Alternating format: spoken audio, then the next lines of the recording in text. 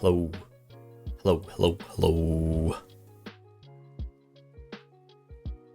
Alright, so I made the cheapest 3D printed Iron Man suit in the world. Here's how I did it, and here's everything I plan to change for my next one.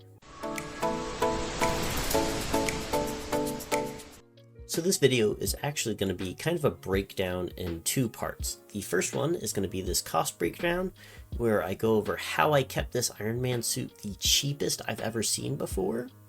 And for the second part, because this was my first Iron Man suit, I made a ton of mistakes, and I'm going to go over all of the things I didn't like about my suit and how I plan on making them better in my next build. Now to start off for the cost breakdown, I'm going to go over the actual LED eyes that you're seeing right here.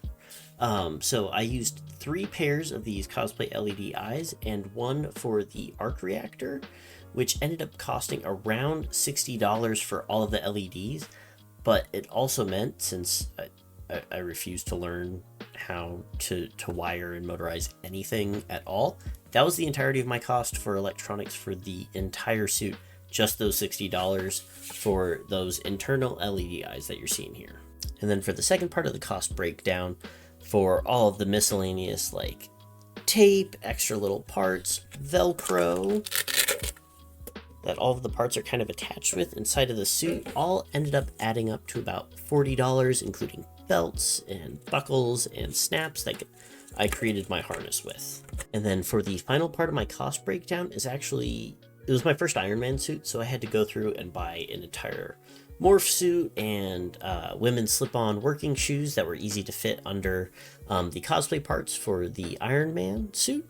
So that cost altogether added up to be $60 to $80, bringing my out-of-pocket cost to around $160, and then I'm giving myself a $40 wiggle room of random parts that like got wasted or used. So I went through and did the exact math, and it came out to $201.97 that I didn't really need, and I bought in excess.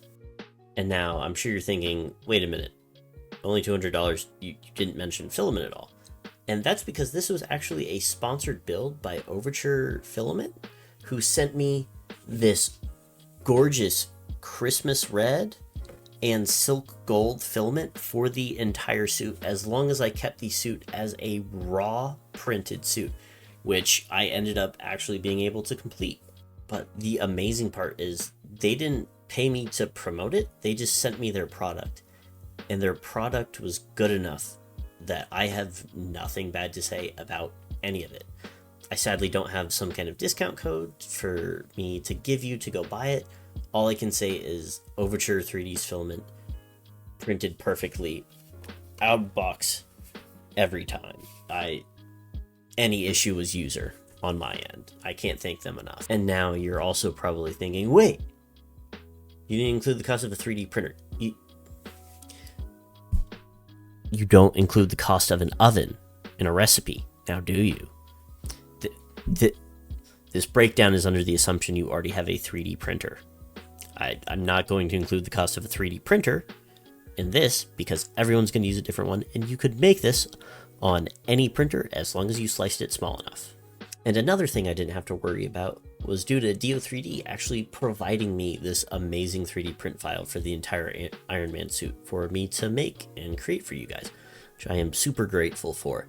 And for them, I actually do have a code, KP250. It's available for everything on their site. It's an amazing discount. They do great files, and if you still don't have the money and want to try some kind of Iron Man build or something like that, and you don't have the money for a file, they have an entire Iron Man suit, the Star Boost, for free. Now again, for the entire cost breakdown, for me, out of pocket, this suit cost around $201 to build. And then if I didn't have the help from DO3D and Overture, it would have been a little less than $600 to build, making it, I think, the cheapest Iron Man suit in the world. Not including these cardboard ones, which ridiculous talent to have done. Now, this is where I'm going to cover the biggest issues I kind of had with the suit and all of the things I want to change about it. I swear, I really did mean to learn things going through this suit. And instead of like learning and fixing the problem, kind of just ram my head against the problem until that problem broke. And like I just kind of went through it instead. A lot of that mainly stemmed from the common disease of con crunching. I had the thought, hey, yeah, it's a great idea. Maybe I'll finish my first Iron Man suit ever in the hotel room halfway across the country the morning of at 2 a.m. And then it still kind of halfway worked, and so no lesson truly will be learned, but one can hope. To kind of start off with, for problems, I'll start off with the helmet, which was the biggest one overall, and a lot of things that I didn't really think about. So I thought I'd be able to just kind of be uncomfortable if I didn't motorize the helmet, because I didn't really want to learn how. And then I didn't think about, you know, being able to talk through the mask to other people, and other people recognizing me through the mask.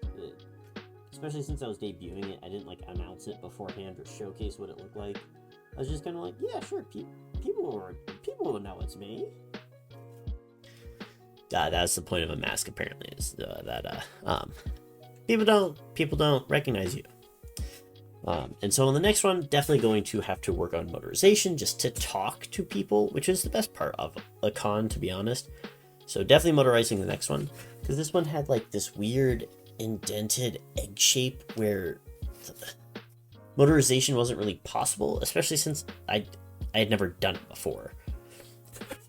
And then another thing is the magnets kept slipping out of the slots, like no matter what I did, either it was too small or too big. So I ended up just using these Velcro things, which made it really difficult to take off with like Iron Man gloves and everything by myself. I was kind of just trapped in it. And the genius of me decided to put the battery pack right where my forehead is. The battery pack that heats up. And so it was just melting my forehead the entire time, and I sweated through, I think, like 3 layers of clothing to where this entire center was just drenched. Awful. Everything about this helmet I wish I would have changed. The next biggest issue, I would say, would have been the hands, which, like, they look fantastic. Great for a photo, everything like that. Awful in about just every other sense.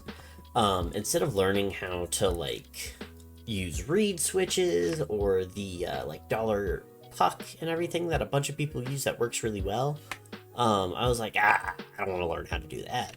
I'm still not sure that reed switches are even, like, a real thing. Like the Queen of England, like, probably doesn't exist, you know?